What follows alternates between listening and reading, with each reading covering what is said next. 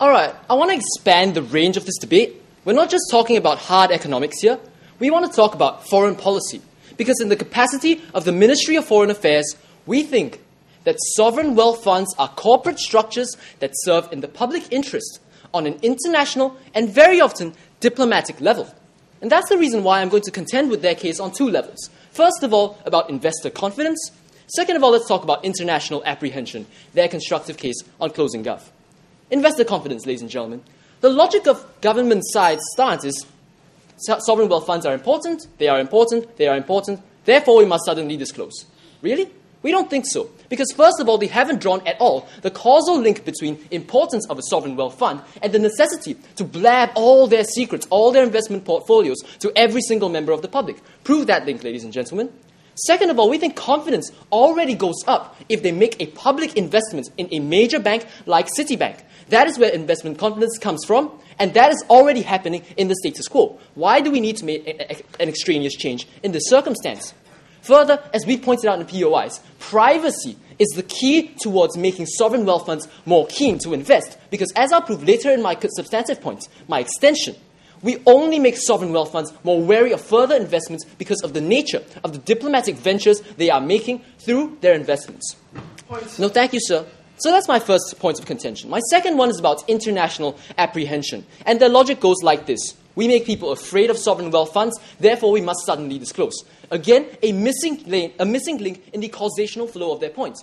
The question is, how in the world does revealing more and more information make people less afraid? The real thing is, if the information only corroborates with the people's fears and with the people's worries, then isn't that only intensifying the further fear that you're instilling about a sovereign wealth fund?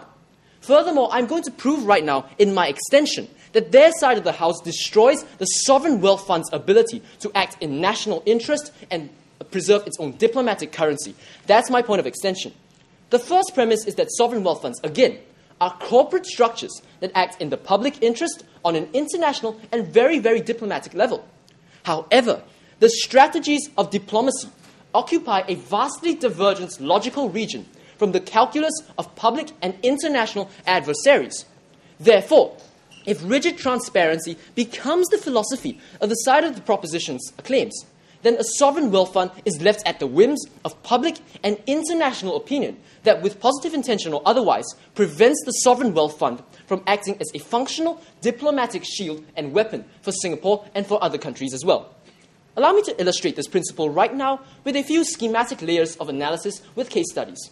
First of all, about Singapore and the country's immediate domestic concerns. And a prime case in point here is GIC's decision to buy South African gold in 1969. The GIC did not want to continue pegging the Singapore dollar to the fluctuating British pound. But at the same time, they did not want the alternative that was the United States dollar, since we foresaw them within the next few years unpegging from the gold standard and creating even more volatility in the international market. Therefore, GIC bought large quantities of South African gold to insulate themselves against the tides of an unpredictable foreign exchange. Now, this was an incredibly savvy economic move on the part of GIC. But the point is, if the United Kingdom found out, what would happen? Our past colonial masters would decry our faithlessness and pull investments from a growing Singaporean economy. If the US found out, they're going to cry foul at our purchase of gold stained with apartheid money. And this is the nightmare of a straightforward, reasonable public and international response that we can expect. Why in the world are they proposing complete and utter transparency in such a situation? Point, sir. Yes, sir. That is not going to make a difference to private investment, sir. You see, businesses operate to make money, not on public interest, No, sir, a sovereign wealth fund is not just a private company. A sovereign wealth fund acts as an instrument of the government, as you defined rightly, to act in the public interest. And therefore, their moves occupy a certain region that acts diplomatically as well. I'm illustrating this principle right now. No, thank you, sir.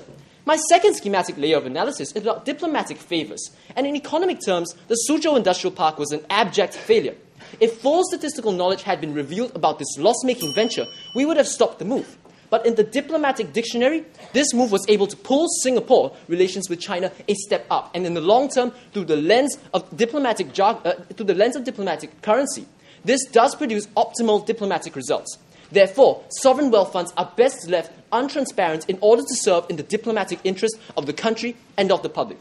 In summary, they're plying an untenable ground of either offending international partners through transparency or surrendering our country's economic sovereignty. Sovereign wealth funds seek to protect national security and diplomatic interests, and I say we keep their ability to do just that.